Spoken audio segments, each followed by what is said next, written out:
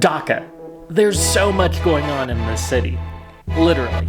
No place on earth is as densely packed. The air is thick with fumes and human activity, crowds, heat, hustle. This won't be everyone's cup of chai. And that's alright. Those things didn't appeal to me right away either. Then I thought about it differently. A place this densely populated has got to be bursting with all the stories it has to tell. Stories of faith, family, customs, and of course, food. Wherever you go, food is an incredible storyteller. What stories does the food of Dhaka have to tell me? I know very little about Bengali food to begin with, but there's a way to fix that. I headed straight to the heart of the city, Old Dhaka. As its name implies, it's a historic working-class neighborhood, and whenever you hear that combination of words, it usually means you're in for some incredible food with intriguing history. This is Rocky, from Cholo Bangladesh Food Tours. He's going to be giving me the food tour of the city, and I can't wait. But first, I had to ask him something. Throughout my time in Bangladesh, I had been seeing a lot of sights like this, an alleyway packed with Argentine flags. Or this, Brazilian flags, hung in alleyways, on shacks, off of boats. I'm pretty sure I saw more flags of these two South American countries than I did Bangladeshi flags while I was there. What's up with that? Well, I was there pretty close to the World Cup, and Bangladesh loves its football. Here's what the University of Dhaka looked like when Argentina beat France in the final. I've lived in Italy and Argentina, but the most football-loving country I've been to just might be Bangladesh? I think the first starting was from that Maradona and Pele. They know these two names, and they started watching football. So some people started supporting Argentina, and some people started supporting Brazil on that time. But now the thing is changed. Some people supporting Argentina for Messi, and some people are supporting Brazil for Neymar only. Now, we're unlikely to see Bangladesh in any national tournaments anytime soon, so I'm glad they have this. On to our food tour. We actually started out at the University of Dhaka. What are the differences in the taste preferences compared to India? I think the preference, the people living here, I think they have similarity that we both love spicy food. Okay. But I think in some areas of India, they love sweet items most, I think. So there's more of a sweet tooth in India. But At first, I thought our first item looked familiar. The popular street food in India, pani puri. And it's possible that these might even be considered the same dish, but Rocky let me know that this was Fuchka. Fuchka. Okay. Fuchka. And this is like the, basically a Bangladeshi equivalent of pani puri. That's Similar good. to pani puri. mix this special sauce, put it on the Fuchka, actually Fuchka. Okay. And then, Just mix some of the sauce on here. Yeah, put it on the Fuchka. And then is it just meant one bite? Yeah, you can make them. It's very easy to have it with one bite. Yeah.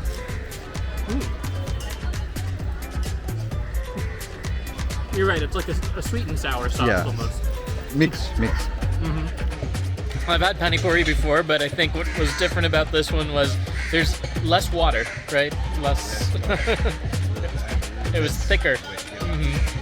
Now imagine somebody took all the goodness that was Fuchka, crushed it up, added a crumbled egg, and remixed it into something like Fuchka nachos. That's more or less how you get chapati. The chutney is very similar to the Fuchka also. The ingredients are same, but the difference is the look. In this chutney, we have eggs and chickpeas highlighted, but on the Fuchka, the highlighted part was the cake, biscuit.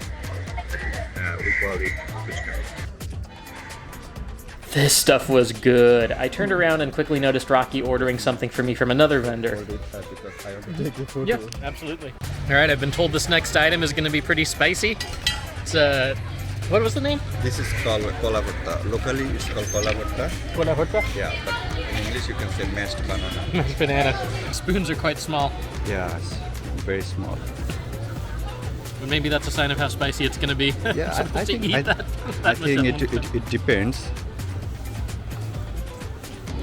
Okay. Well, it's sweet. Is the first thing I'm getting. Yeah, sweet, sour, mix of sour, because you will have tamarind over there. Just looking in here, there's like so many different things inside. It's I'm trying to identify all the things I can. Yeah, if you try with the tongue, you can get it. Bangladesh is the place where so much of the world's tea is grown. A food tour just wouldn't be complete without some tea, and luckily there was a vendor right on campus who made 2 teas I was told I needed to try. Alright, I am about to try some tea. Tea has been a very big thing the whole time I've been in Bangladesh. First, we're going to be starting out with a chili tea. Alright, I saw how many chilies you had to fish out of there. I think the strongest flavor I get is sour. It's almost like there's a lemon in there. Yeah, and also tamarind. Okay, not bad. Yeah, and the next one is jaggery one. Okay, jaggery. This looks a lot creamier. Yeah. If you've ever had like a Mexican cafe de olla, it's really similar to that, but now dissolved in tea. The tea is simple, but the flavors are different. I imagine the sugar content is very high because that's basically what it is. The day I took this food tour was exactly 1 day before some planned political demonstrations. No one exactly told me what they were for, but I got the sense I was better off not knowing. As it often goes, a lot of the demonstrations were student-led, meaning things around campus were starting to get a bit testy. We quickly finished off our teas and headed further into Old Dhaka. This was a total first for me. Rickshaw road rage. I didn't quite record the moment this guy hopped off his bike to go take a swing at another driver, but check out the way everyone's reacting to him casually hopping back on his seat. Drama. We pulled up into the center of Old Dhaka. As advertised, it was old, packed, dense, but so promising as far as food was concerned. We entered an old restaurant that gave off the vibes of being a local favorite. It was dimly lit. Rocky ordered what he said was basically Bengali biryani. I love biryani, so I couldn't wait. This was going to be good. I was loving this darkly lit restaurant, but as I was enjoying my rice pudding, it got even darker. Generator is going. You know that movie trope where a person wakes up from a coma or a blind person gains sight and the first thing they see is the face of a loved one looking at them? I'm not going to say that's exactly what it was like to have the lights come back on with a huge dish of biryani right in front of me, but close. Okay, so this one is Tehari. Tehari. Beef Tehari. Tehari. Beef Tehari. Similar to the biryani. Okay, I was about to say it looks like it. I'm having my lunch here, so it's my last item. Tehari, biryani's Bengali cousin. I'm forever spoiled by the Bengali approach to this dish. It doesn't pack an aggressive heat like the biryanis I'm used to do. I like spice, but the restraint allows the deeper, heartier flavors of the goat or mutton to do more of the heavy lifting, and I think that's my personal preference. Tehari will probably go down as my favorite food discovery in Dhaka, but if it has any competition, it's that drink being poured for us right now. Pistachio nut sherbet. Basically, pistachio milk. We call pista badam sherbet. Badam means nut. Badam. B-A-D-A-M. Badam. Badam. So badam means nut, and pistachio is pista. Okay, that's easy. Pista badam. Pista badam. Sherbet. Sherbet. Juice. But in English we say pistachio nut milk. We walked back out to the streets of Old Dhaka satisfied, but there would be even more for us to discover right out there.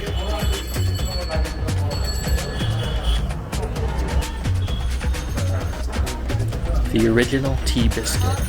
The original real Dhaka people at morning they brush their teeth, then come in here, have tea and this biscuit. This is the tea biscuit. Yeah, these are the tea biscuits. We call it Bakur Khani. Very popular in Old Dhaka. Bakur Khani. B-A-K-O-R-K-H-A-N-I. Bakur Khani. Bakur Khani. Khani, yeah. So there is a big hole inside there, giving heat from under inside this hole.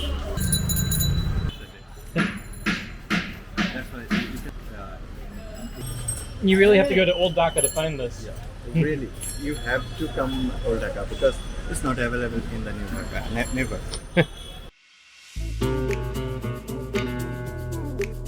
By this point, I was starting to feel, well, full, but there was another dish Rocky knew we needed to try, and so back into a restaurant we went.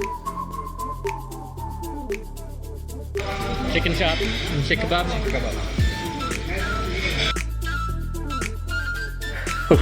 I gotta call it like I see it. This is what I look like after basically having 6 consecutive meals. I decided I needed to use what limited stomach space I had left on dessert. Rocky brought me out to a street vendor so we could try the village crepe. And this one is the... Here's the inside. And here we go. Maybe a little bit like peanut butter. And on to the donut.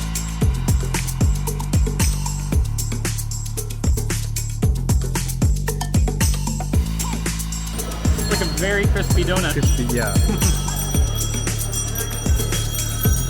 So the village women, they like to make this type of cakes. In local, this is called pita. Pita, yeah. So in village area, this is known by pita. And that was it for our food tour, right? Well, almost. There was one thing left, and Rocky assured me it wouldn't be heavy at all. Actually, just one bite, but a really memorable one.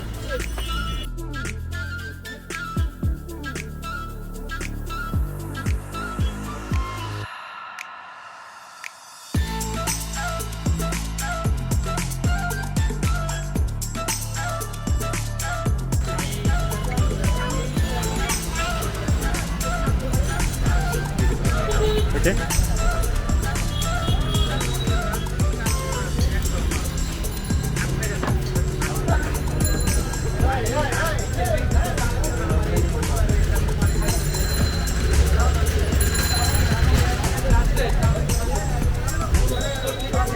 And with that, I wrapped up my taste of Old Dhaka.